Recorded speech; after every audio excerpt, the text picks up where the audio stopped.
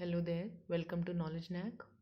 आज मैं आपके साथ शेयर करूंगी chapter carbon and its compounds का एक ऐसा क्वेश्चन जो ऑलमोस्ट हर साल बोर्ड एग्जाम्स में पूछा जाता है। ये क्वेश्चन अलग अलग फॉर्म्स में पूछा जाता है। कई बार ये लॉन्ग क्वेश्चन की फॉर्म में आता है, तो कई बार ये MCQs या 1 मार्कर की फॉर्म में भी आ जाता है। लेकिन अगर आप कॉन्सेप्ट को समझ लेंगे तो फिर आप हर तरह का क्वेश्चन जो इस पर बेस्ड है आप उसको कर पाएंगे। तो देखते हैं कि क्या है वो question. Why is carbon unique in nature, और explain versatile nature of carbon, और which properties of carbon lead to huge number of carbon compounds, or why does carbon form a large variety of compounds। तो देखिए, question की अलग अलग forms हो सकती हैं या इसके अलावा भी लैंग्वेज को चेंज कर कर क्वेश्चन पूछा जा सकता है। लेकिन बेसिकली इस क्वेश्चन में हमें कार्बन की ऐसी दो प्रॉपर्टीज़ बतानी है जिनकी वजह से कार्बन बहुत सारी वैरायटी ऑफ कंपाउंड्स फॉर्म करता है। तो इसका आंसर क्या रहेगा? Carbon has two unique properties. First is catenation and second is tetravalency. अब सबसे पहले देखते हैं कैटिनेशन का क्या मतलब है। Self linking property of carbon to form long chains is called catenation. इसका मतलब क्या है? इसका मतलब है कि कार्बन दूसरे कार्बन एटम्स के साथ बहुत इजीली जुड़ जाता है और लंबी लंबी चेन्स फॉर्म कर सकता है, जिसकी वजह से बहुत सारे कंपाउंड्स बन सकते हैं। इस प्रॉपर्टी को कहते हैं कैटिनेशन। तो catenation is a unique property of carbon. अब ये जो लॉन्ग चेन्स हैं ये किस फॉर्म में एग्जिस्ट करती हैं? द चेन्स में बी लॉन्ग, ब्रांच्ड और in the form of rings. देखिए, कार्बन जो है इस तरह से दूसरे कार्बन एटम्स के साथ ज्वाइन कर सकता है और हर कार्बन के चारों तरफ इस तरह से आप 4 बॉन्ड्स शो करेंगे। देखिए, इस कार्बन के चारों तरफ 1 2 3 4, इसके चारों तरफ 1 2 3 4। जो ये बॉन्ड है ये दोनों कार्बन के बीच में है, दोनों के लिए काउंट होगा। तो इस तरह से लॉन्ग चेन्स बन सकती हैं। या फिर देखिए, मान लीजिए इस तरह से कार्बन ने एक चेन फॉर्म करी और ये वाला जो कोई भी एक बीच का कार्बन है वो और दूसरे कार्बन के साथ अटैच हो गया इस तरह से, और फिर यहाँ पर भी एक चेन बन गई इस तरह से।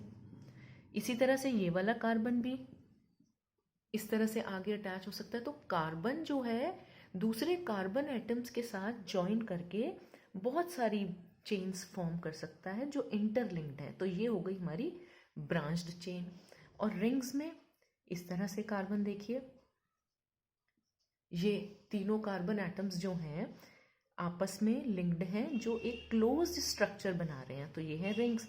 अगर हम इसकी वैलेंसी पूरी करें तो 1 2 3 4 1 2 3 4 1 2 3 4।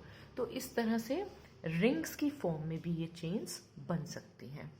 अब ये जो कार्बन एटम्स हैं ये जो लिंक हो रखे हैं, ये बीच में जो हमने लाइंस शो करी हैं ये हैं बॉन्ड्स।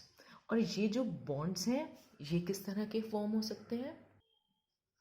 कार्बन एटम्स में be linked by single, double और ट्रिपल बॉन्ड्स। इसका मतलब है जो कार्बन की चेन है वो देखिए इस तरह से, जो हमने अभी पहले भी बनाई थी, दो कार्बन एटम्स के बीच में यहाँ सिंगल बॉन्ड है, इसी तरह से इन दोनों कार्बन एटम्स के बीच में भी सिंगल बॉन्ड है।